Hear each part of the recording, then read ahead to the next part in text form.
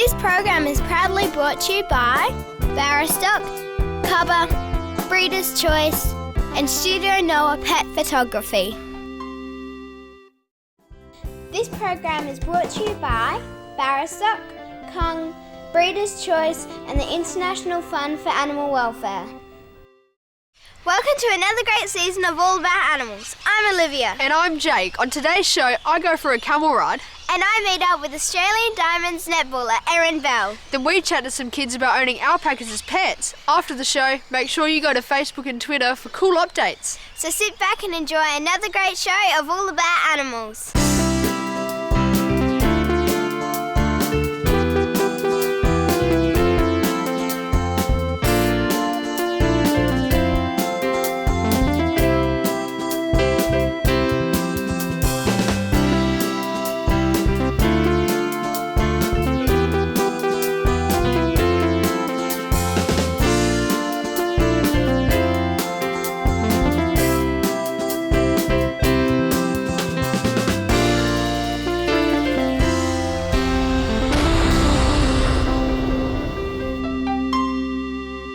Hi, I'm here with Kim, who's going to chat to me about camels, and if I'm really lucky, I might even get to go for a ride. So Kim, is it true that they store water in their humps? No, they actually store fat in their hump. Okay, so that means where do they put all the water? No, they just turn the water into fat. Yep. To live in harsh times when they're in the desert and that, and there's no water and feed around, they can live. I've heard that they drink a lot of water, so how much water can they drink? Just depends. Like, when we get them down out the wild, they won't drink for a month or so sometimes. Really? Because they don't know what a water trough is. And they can drink up to 40, 50 litres in one drink. Really? Yeah. So how long could they last for in total without water? Probably up to a couple of months. Couple of months, Yep. so like 2 or 3 months? Yeah. Wow. And I've heard that they can run quite fast as well. Yeah, we've raced them for many years. They can run up to about 50 kilometres an hour. 50k, so that means you'd be like driving in your car, going to work, and then you'd see this guy on a camel just shoot past. That's right. So is it true, Kim, that camels spit just like alpacas? They can do. They're normally pretty good, but like any animal, they can get cantankerous and they'll spit and bite. And Are they usually quite well tempered? normally they're fairly good, yeah, unless they sort of get upset or, if someone's cruelled them, they just revenge, really. What's one of the attacking points? They will strike at you with their front legs, if you're hurting them, or bite you. Yep. And so they will spit at you too, but not very often. So where do the camels come from? These are originally out the desert. I reckon there's about 100,000 in the wild there now. In Australia? In Australia, yeah. Yep. Originally the Afghans brought them out and then they let them go into the wild, and now they actually taking them back, exporting them back overseas because Australia's got disease-free camels and the best in the world. Best camels. Wow. Best in the world. That's good. If you touch the nose piercing, would it aggravate them? They're normally pretty good, but both of them have broken their nose pegs off and I put them in before I come down, so they're just a bit touchier. Oh, okay. But normally they're fine. Do they only drink water, or what food do they eat? Hay, grass, any rough feed. Well, thanks, Kim, for sharing the camels with me. No worries, Dole. Thank you. Yeah, they're surprisingly comfortable and they can go long distances. And if they can run as fast as a car, I should probably get one because I don't need a licence and they're much cheaper. Put it on the Christmas list. Yeah. We'll go for a ride, eh? I should think so. Oh. Nave.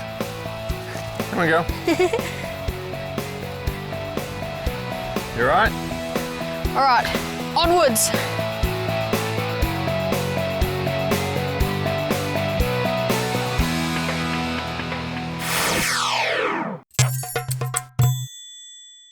Ragdolls are so cute and I've always wanted to learn more about them. So let's go chat to Anne and Brian who breed them. So Anne, why are they called ragdolls? Because they don't look like dolls to me. Because when you pick them up, they're very floppy. And if you accidentally drop them or something, they won't land on their feet. And if they go to sleep on the couch and they turn over, they just go drop, plonk. And how big can they grow to? The boys can grow quite large, 10 kilos or more. Wow. And the girls, they stay to about 6 kilos. And Anne, how much do they cost? Around $600. Sometimes it's a bit more if you buy them from pet shops, but they're around about $600. And from a breeder, they usually come desexed and vaccinated and everything by the time you get them at 12 weeks old. So would you recommend ragdolls as a family pet? Definitely. I think they're a wonderful family pet. They're wonderful with children. They're a companion cat.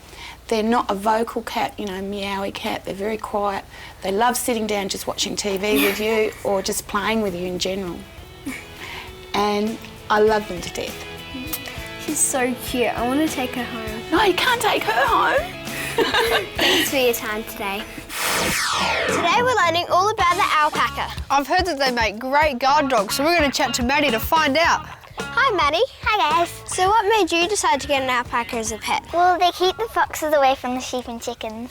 Okay, and what do you like most about the alpacas? Well, they're really kind, they're really nice to people, and they're very fluffy. Yeah. And do you need a big area to keep alpacas? Well, not really. At least they have like some things to do. So what would you feed an alpaca? Well, they're pretty fussy eaters. They eat hay and lucerne and alpaca pellets. So how much would it cost to get an alpaca? Well, it'd be at least $1,000. Yep. Okay. And would that include all the equipment that you need? Yeah, pretty much. Oh, cool. And what about their guarding? Well, they spit at animals that threat them. Yep. Yeah. So they can be good to keep strangers away. Yeah, definitely. And they look after the lambs? Yeah. So do they like other pets?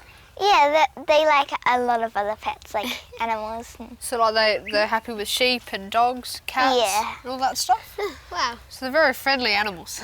Yeah. So Maddie, do they like living with other alpacas? Well, they like a friend and they're really good together, so. Okay. And do they need like microchips or fleeing or No, anything not like that? really. No? Okay. Well, this sounds really awesome. I think I should get one for my backyard. Thanks for your time. Yeah, thank you. After the break, I visit Gorge Wildlife Park to learn about the fruit bats. And later in the show, I meet one of Australia's netball stars, Erin Bell. Now, all cat owners want to keep their cats safe. And one of our viewers told us about the ocelot system, which does this and more. Let's go check it out. Hi, I'm here with Mia, who's going to chat to me about the interesting ocelot system. Hi, Mia. Hi. So how does this ocelot system work? It's simple. There's an ocelot paddle on top of the fence, and when the cat tries to grip onto it, it spins and the cat falls safely back on the ground. So how does it keep your cat safe? Well, it keeps the cats in the yard instead of getting hit by cars or bitten by snakes or attacked by dogs. Okay, that's good. So how much does the ocelot cost? Well, this whole yard cost under $1,000. Really? The whole yard? Yeah. Gosh, that's good value. And has any of the cats ever escaped? No? How many cats do you have here? 3? Wow, that's pretty reliable. So is it easy to install? Yeah, most people install it themselves. Really? They do it themselves? Yeah. Gosh, that's good. And what happens if you move house? Well, you can take it with you. Oh, that's great. So Mia, where's it made? Well, it's made here in Australia. My granddad invented it. It's sold here and overseas. Oh, cool. Well, thanks, Mia, for sharing the ocelot system with me. No problem. Now let's go take a closer look. So, Paul, how does this work? Well, Jake, we've got an extruded piece of aluminium here, which has got 4 paddles on it, as you can see. These come out of a big aluminium extrusion machine. They just pump out like a big sausage and they just chop it up into sections. And then they're powder coated, they're painted, and then because that centre is completely hollow, we then pop a little axle pin into each end. Yep. So one of those goes in there, and I've got one in the other end as well. So there it is with it on, and then these little mounting blocks go onto the fence, and then the paddle axle just sits in there, and of course it sits on the fence and spins like that. Okay. Yeah, very simple. Yeah, it is. Very genius idea. Today Claire is going to show us some of the different breeds and colours of horses. So this is Snip here. He's a quarter horse and his colour is bay. The next one we have here is Cody, and he's an Arabian and he's a chestnut, because you can see how his tail and mane are the same colour as his body. The next one we have is our big one. This is Chief. He's a Clydesdale cross quarter horse, and his colour is brown and white, but we call it a paint because he's the quarter horse breed. If they're not quarter horse, we call them pintos. It's quite big. He is quite big. So who's this next one here? This next one is Curly, and he's a thoroughbred, and he's also a bay. Even though he's darker than Snip, if they've got a black mane and tail, they're still called a bay. And what about this one up here? This one up here, this is Merlin, and he's a quarter horse, and because he's a quarter horse, he's a paint too. So he's skewbald because he's brown and white, and if they're black and white, they're called piebald. And this next one here is Milo. He's very hairy because he's a Welsh mountain pony. That's his breed, and his colour is grey. And the reason, even though he's white, we actually call them grey, and when they're born, they're not actually born grey. They're actually born a solid colour, so either they're black or chestnut. Wow. Good boy, Milo.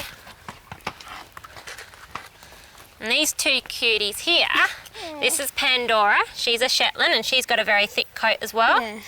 And her colour is Pinto because she's not a quarter horse, and she's skewed, so she's brown and white. And the next one, Cuddles, she's a miniature Shetland, and her colour is black and white, which we call piebald.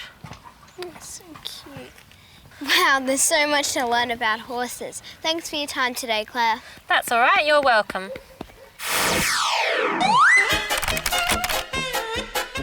Okay, Olivia, I've got a joke for you. This joke was sent in by Bonnie Miles, who's 5 from Tusmore, SA. Are you ready for it? Yep, see if you can make me laugh. Okay. What do you call a monkey with bananas in its ears? I don't know, Jay. What do you call a monkey with bananas in its ears? Anything you like, because it can't hear you. See if you can make Olivia laugh. Send your animal jokes to info@allaboutanimalz.tv.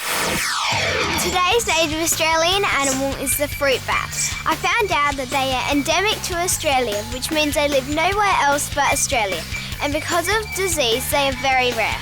Kerry worked with the fruit bats here at Gorge Wildlife Park, so let's go chat to her to find out more. Okay, so what we've got here is about 30 fruit bats. Wow. So what we're going to do now is we'll go in and we'll feed them. We can hand feed them. Yeah. Like I said, just watch your fingers, okay? And as I said, the fruit on the ground they will eventually eat. And then as you can see up there, we've got all the heater for them, which goes on at night because they really are susceptible to the cold. And then we've got the rope which they hang from also to get them off this wire. Okay. That's it. You right? Yeah, no worries. Okay, so do you want to go and feed one of these guys? Up this one? Okay. So do you want to take that? And see how you go? Yep, come up. Can you reach him? Can you? And he'll just eat it. That's it, you're right. Well done. That's it. And he took the whole thing. We'll have more here soon. It's a big piece, but he'll just bite off and then it will fall on the ground, and then maybe he'll go and eat that later, or one of the others will come and eat it. But the others will come now because they'll smell and they'll come over. How long is their wingspan?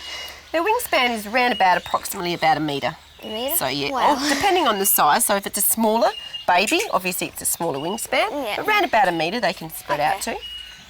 So are there different species of bats? Yeah, there's round about 4 different species of bats. And all of them, well, most of them actually are native to Australia. There is one bat that does migrate to New Guinea. But as I said, most of them are, he's coming over now. Because he can, well, oh, he dropped that bit.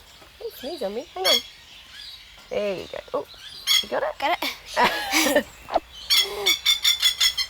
So they do everything upside down except for picking up the scraps. Except when they get on the floor and pick up the leftovers. So do they wrap themselves up to keep themselves warm? They wrap themselves up to keep themselves warm and to sleep. And then what we find in the summer, when it's really hot, they will just fan themselves. Like they'll constantly be flapping their wings to air out their body through and get some air underneath them. And then that keeps them cool. That's awesome. They're actually kind of cute. I'm glad I got to see them. Thanks so much, Kerry. That's not a problem, anytime. To find out more, go to gorgewildlifepark.com.au. Stay with us because after the break, we go to Granite Island in South Australia to hold some adorable little penguins. And then Olivia chats to Australian netballer Erin Bell. Today we're at Granite Island in South Australia to have a look at the little penguins. It's pretty cold and windy, so let's hope we can find some. To get to Granite Island, you can walk across the causeway or jump on the horse-drawn tram from Victor Harbour in South Australia. Go to graniteisland.com.au for more information about the penguin tours. This looks like a good burrow. Oh, yeah. Yeah. See something in there? Yeah, there's one in there. Oh, fantastic. So cute. We'll get this one out and we'll weigh this one. Yep. And see what we've got down here. I'll just have a little quick look. Yeah. He looks like an... Fantastic. Okay.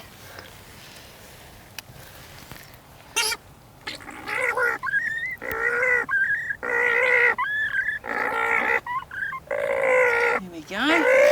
The adult's coming out first. Okay, Jake, would you like to hold this? Sure. Okay. So, one hand up behind the neck, really tight, close to the skull, and then pop that finger through there. Fantastic. That's the way. You got him tight? Yep. Really good. He's... That's good, but there's more in here. There's more. More. We're lucky today. Oh, very lucky. You won't believe how lucky we are. Having the perfect day. Look what we've got here. Two little babies. Oh, they are so... They're less than a week old. Would you like to hold them, keep them warm? You got them? How cute are they? Okay, I'm just gonna... what do the penguins eat? The penguins, their main diet is fish. Okay. They don't really eat anything on land, but they catch all of it during the day when they go fishing. So this adult, that's this lady who's home, sometimes it's the dad. So one day the mum goes fishing and leaves the dad home with the babies, and then they swap over a couple of days later. So sometimes they'll sit in that burrow for a few days with no food at all until they get their chance to go fishing. But every night, the other adult, the other parent, comes home with food to help feed the babies. So we better put these little guys back when you've finished holding them. Okay. They're so cute. They're just adorable. So how long do they live for? Penguins, on average, live about 7 years. 7 years? But they can live up to 20. The reason that the average is so low is because they are more likely to die young, teenagers and stuff. But once they become an adult, they're got a good chance of survival. So how many penguins live on Granite Island? Well, we carry out a penguin census every year, and last year we had 146. The next penguin census will be held in August this year, so that's when we'll find out how many exactly we have on this island this year. Okay, so the numbers are quite low. Are they declining? Definitely. Back in 2000 we had about 1,500 penguins living on the island. Really? So there's been a pretty big decrease in the population, which is a bit worrying. What are the penguins' biggest threats? We've observed the New Zealand fur seals as being a threat, and it seems that their population is increasing. So we can only be happy for those guys because it's great that their population's increasing, but just unfortunately they prey on penguins. Oh, quite sad. So that's probably one of the problems that penguins have got, is the seals. Thanks, Natalie, for showing us the little penguins. That's great. I'm glad you came along today to have a look at what we do here. Now we're going to talk to some students from Investigator College. Are you ready for it? Yeah. Do you know what they built? Yeah, I think they've built like these nesting boxes for the penguins. For the penguins? Yeah. Oh, that sounds awesome. So Tilly, what are you doing here today? Our construction students back at school made penguin boxes, so today we're coming in and planting the boxes, so hopefully the penguins will have more homes. Oh, what a fantastic cause. Let's hope this really helps the penguins on Granite Island. Hi Kirsty. Hi Jake. This is the cutest little puppy. How old is she? This is our little sausage dog Sybil, and she's 14 weeks old. Oh, I've heard that sausage dogs make great family pets because they love company and are very loyal. So why did you decide to get one? Our family decided to get one because we didn't have much outside space, so we just needed a little dog. Oh. So Kirsty, why do they have this long narrow shape? They were purposely bred like this to chase badgers down burrows in the olden days. Oh. Yeah. Can I have a hold? Yeah, sure. Okay. No. And how much bigger will she grow? Well, Sybil's a mini sausage dog, so she'll probably only grow about half her length again, and not much higher, so she's pretty low to the ground. Yeah. And how long do they live for? They live for about 12 to 14 years. Okay. Yeah. What sort of problems do we have to worry about as an owner? Well, basically their biggest problem is you've got to be really careful about their backs as they're so long. So you cannot overfeed them at all as a puppy or an adult because it will cause back problems. And you've got to be really careful about them walking up and down stairs that are too big for their legs and everything, because that can also cause back problems.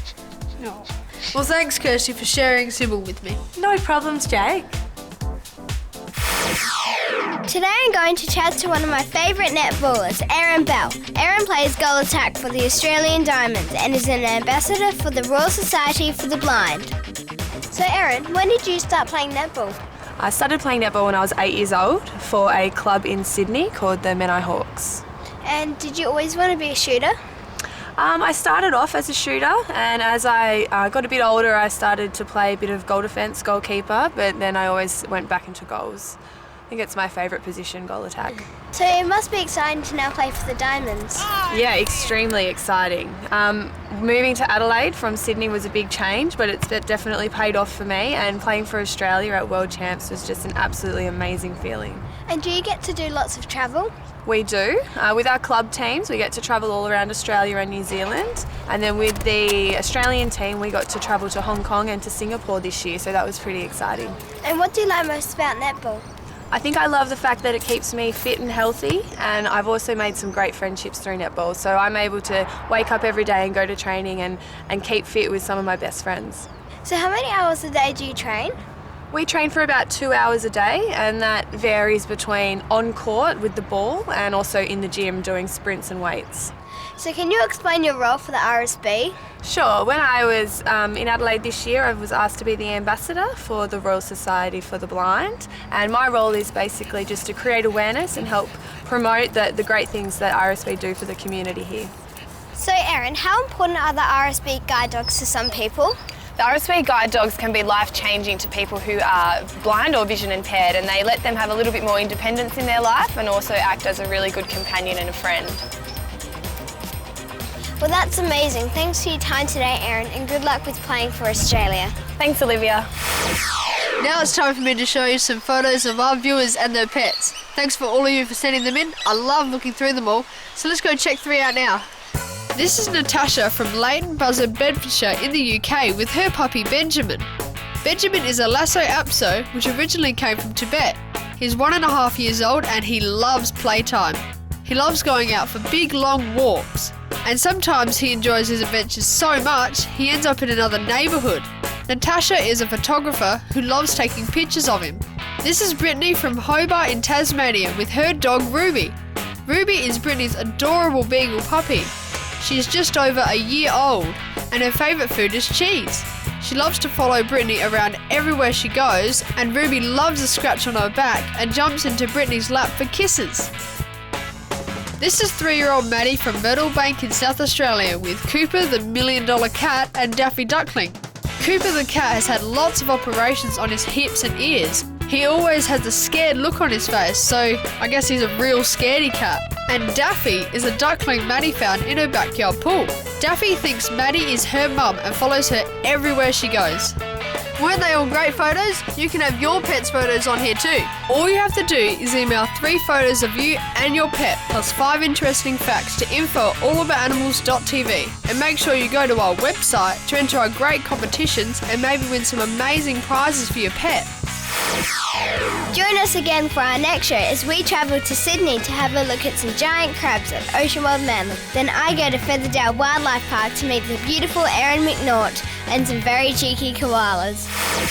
We hope you enjoyed watching another great show of All About Animals. Make sure you follow us on Facebook and Twitter so you can keep up to date with what we're doing. Oh, and remember to check out the great competitions on our website. And thank you for watching All About Animals. See you next time.